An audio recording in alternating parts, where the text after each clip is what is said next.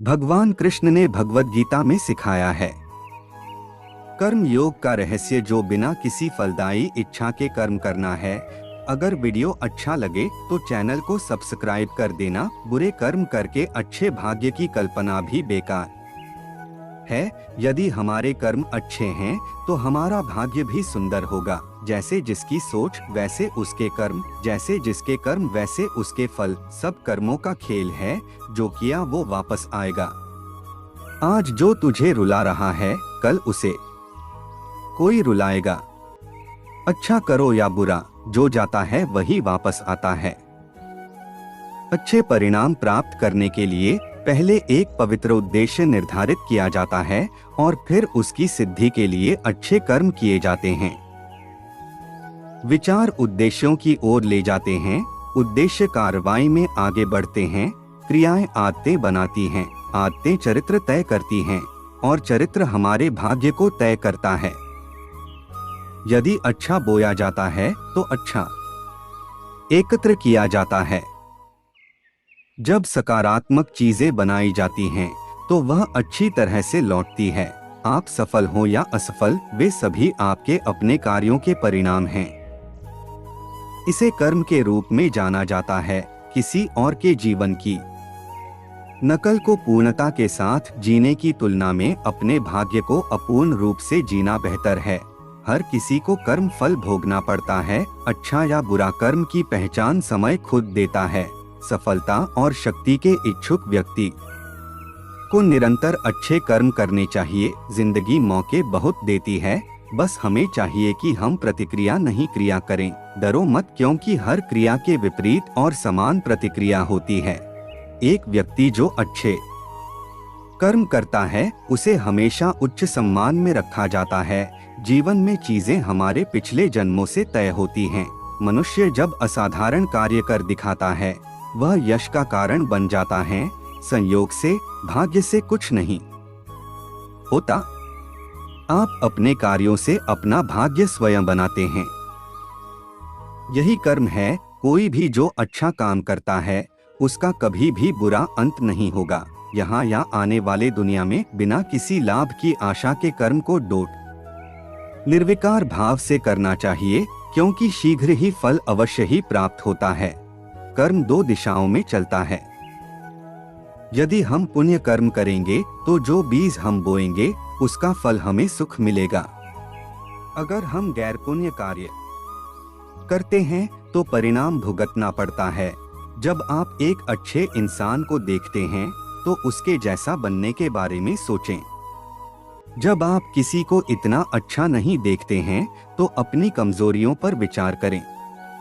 एक गुरु सफलता के द्वार खोलने की व्यवस्था कर सकता है, लेकिन आपको सफलता की दिशा की ओर खुद ही चलना होगा। जो जाता है वही वापस आता है। ईर्ष्या करने वाले दूसरों के लिए तकलीफदेह हैं, लेकिन खुद को भी पीड़ा देते हैं। यदि आप दुनिया को एक अच्छी चीज देते हैं तो समय के साथ आपके कर्म अच्छे होंगे और आपको अच्छा परिणाम मिलेगा। यदि आप दुनिया को एक अच्छी चीज देते हैं तो समय के साथ आपके कर्म अच्छे होंगे और आपको अच्छा परिणाम मिलेगा। कर्म का एक प्राकृतिक नियम है कि प्रतिशोधी लोग जो दूसरों को चोट पहुंचाने के लिए अपने रास्ते से हट जाते हैं, अंत में टूटकर अकेले हो जाएंगे।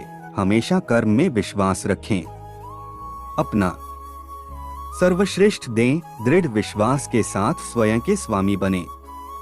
अपनी किस्मत खुद तय करें। कर्म का समय होता है, आपको हमेशा नजर रखनी होगी। कर्म क्षमाशील है और हमेशा प्रतिफल मिलता है, गुरुत्वाकर्षण की तरह। कर्म इतना बुनियादी है कि हम अक्सर इसे नोटिस भी नहीं करते हैं। हिंदू धर्म के 3 अनिवार्य तत्व हैं: ईश्वर में विश्वास, वेदों में एक रहस्योद्घाटन, कर्म और स्थानांतर के सिद्धांत में इच्छा मुक्त नहीं है। यह कारण और प्रभाव से बंधी हुई घटना है, लेकिन इच्छा के पीछे कुछ है जो स्वतंत्र है। हमारे विचार और हमारे शब्द कर्म जाल के धागे हैं, जिन्हें हम अपने चारों ओर फेंक देते हैं। हम अपने ही कर्म से पीड़ित हैं। इसमें ईश्वर का दोष नहीं है। हम जो करते हैं वह हमारी अपनी गलती है और कुछ नहीं। हम किसी को दोष न दें, हम अपने कर्मों को दोष दें। कर्म तो मनुष्य ही करता है। प्रत्येक व्यक्ति के जीवन में एक मिशन होता है जो उसके सभी अनंत अतीत कर्मों का परिणाम होता है। अब असीम साहस और हृदय में अदम्य शक्ति के साथ तीव्र कर्मयोग की आवश्यकता है। तभी देश की जनता जागेगी। मित्र हो या शत्रु, वे सभी उसके हाथों में साधन हैं जो हमें सुख या दुख के माध्यम से अपने कर्मों को पूरा करने में मदद करते हैं। ऐसे में माँ सबका भला करे। मृत्यु भी हमारे अच्छे कर्मों को मिटा नहीं सकती जो पहले बुरे कर्म करता था, लेकिन जो सुधार करता है और अच्छे कर्म बनाता है वह दुनिया को उज्जवल करता है, जैसे चंद्रमा बादल के पीछे से दिखाई देता है। सब कुछ दिमाग पर आधारित है, दिमाग से चलता है, दिमाग से बना है। यदि तुम अशुद्ध मन से बोलते और काम करते हो तो दुख तुम्हारे पीछे पीछे आएगा। जैसे बैलगाड़ी के पहिए बैल के पदचिन्हों पर चलते हैं, जैसे कोई फूलों के ढेर से ढेर सारी मालाएं बना सकता है, वैसे ही मनुष्य को जन्म और मृत्यु के अधीन अपने आप को बहुत अच्छे कर्म करना चाहिए। जब कार्रवाई कुछ नहीं से निकलती है तो कोई कर्म नहीं होता है। कर्म का योग ही ईश्वर है। मेरे विचार से मेमने का जीवन मनुष्य से कम कीमती नहीं है। यह प्रकृति की कृपा है कि हम पिछले जन्म को याद नहीं करते हैं। अगर हम यादों का इतना बड़ा बोझ ढोते तो हमारा जीवन एक बोझ बन जाता। अपने जीवन के प्रत्येक क्षण में आप शारीरिक, मानसिक, भावनात्मक और ऊर्जा के आधार पर क्रिया करते हैं। प्रत्येक क्रिया एक निश्चित स्मृति बनाती है। यही कर्म है। कर्म का अर्थ है कि आप अपने जीवन के निर्माता हैं। कर्म योग का अर्थ सेवा नहीं है।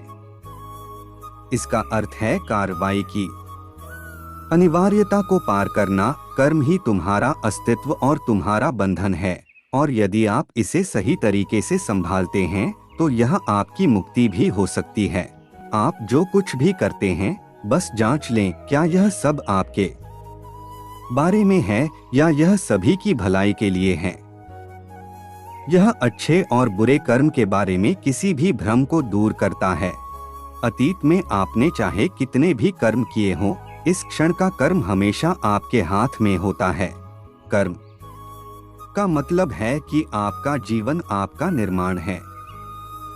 कर्म संचय या तो बढ़ावा या बोझ हो सकता है, यह आपकी पसंद है।